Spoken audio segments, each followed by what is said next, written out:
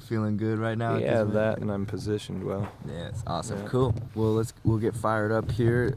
Jessie, I guess going from Tanana to Ruby, how are those couple runs you've had over the last few hours here? Well, I haven't stayed in any checkpoint except for Nenana, because I had to, because that's hometown. And I wanted to stay in Tanana really bad, and I almost did because I got in this terrible dust storm, and I got lost on the river and went through all kinds of rough stuff, and it was actually a pretty scary experience for me and the dogs. And I was worried that we kind of threw our race away there, because it was just really rough terrain and I couldn't see anything, and we were literally out there for 45 minutes, giving away 45 minutes, and I was already being conservative, resting 5-hour rest, and so the whole front of the race was kind of getting away from me by Tanana, and I was hours behind. But I stuck to my game plan, even though I had to rechange all the dogs' booties. It took me 30 minutes in Tanana to get out of there, which was nice because I got to see all my friends. Got going, went down to Folgers Camp, nice little cabin. Spent the night there, got it was good quality time with the dogs, did another 5-hour rest, and today it really just was kind of coming together. And we hit a lot of tough trail conditions, and I think my team shines in that from the way I train. And now all of a sudden here in Ruby, I'm in second place, an hour and 20 minutes maybe behind my neighbor, Paige, that trains real similar to me. So Denali Highway, right? Where we representing. That's right. It's just amazing how you can be I wouldn't say I was in the negative. I was just very accepting of, hey man, this is how it's going, I had the thoughts that maybe it ain't the year, but it wasn't a bad thought to have, because I was completely comfortable with that. I was I'm just gonna read my team and do what's right by my team, put the blinders on to the competition. Yeah, I think somebody said that Paige was 23 miles, somebody who was very accurate, 23 miles ahead of me when I left Folgers Camp. So now I think she's only 8 or 9. So working my way up to the front, and the dogs are eating really good, way better than they have been the last few days, which is a big confidence booster. I got 8 dogs that'll eat anything always, but it was the other ones that, I was concerned about. And those ones are in full-on alligator mode now. Just took a couple days to get them there.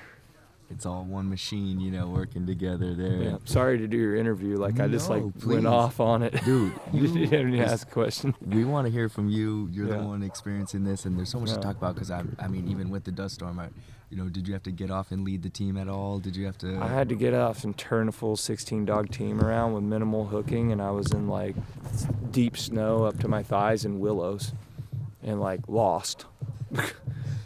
Did anyone stand out or step up to the occasion? Or no, they were being extremely stubborn.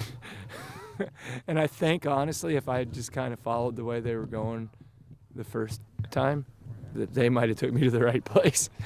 So I don't know. It's my lead dog, Polar, he's a phenomenal dog, but he is so stubborn sometimes. And I think that's part of what makes him so good. Well, that's the thing, is you always learn it. No matter how many times you do the Iditarod, you're going to run into something new or see something. In hindsight, it's man, that was cool. We made it through that, We didn't lose our cool. We just kept it together. It was kind of scary, to be honest. And, it's I know how the Tanana River can be, so I should have expected it. But I was a little bit in shock when I got out there, and it was I couldn't see the front of my team.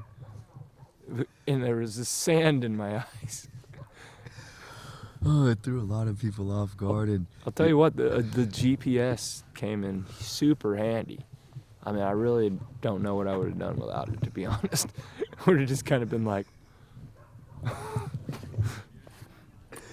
oh my God. I was able to pull up the map, at first I just kind of headed downriver. I was I'll have to run into a marker nowhere. There was no markers, which is crazy. And I ended up over by the riverbank and going into a slough, and then bam, I was just in the deep snow and willows and had to turn the whole team around. And then I looked on the map and was I think we need to go to the other side of the river, and I think the trail's in this slough. And as I got over towards there, I saw my friend Milla, and she was coming across, and she yelled at me, "It's over here." Oh my gosh, just part of the journey. That's what we sign up for, man. That was more adventurous than any time I've had in the Farewell Burn, to be honest. Yeah, you gave a few shout outs and some going through some of these places that you would typically wouldn't on a regular route. You see your friends in Ruby. Just how much do you enjoy that part of community to community checkpoints through that? I mean, to me, like, that's what the race is all about. It's going and being a part of these communities every year, year to year, and developing these relationships with people. And, to get to go to Tanana, where my roots in dog mushing were. Like, I saw my mentor, Lester Earhart's son, John Earhart, the late Lester Earhart, and I said to him, I probably wouldn't even be here doing this if it weren't for your dad. Because his dad saw something in me. This is like almost 20 years ago.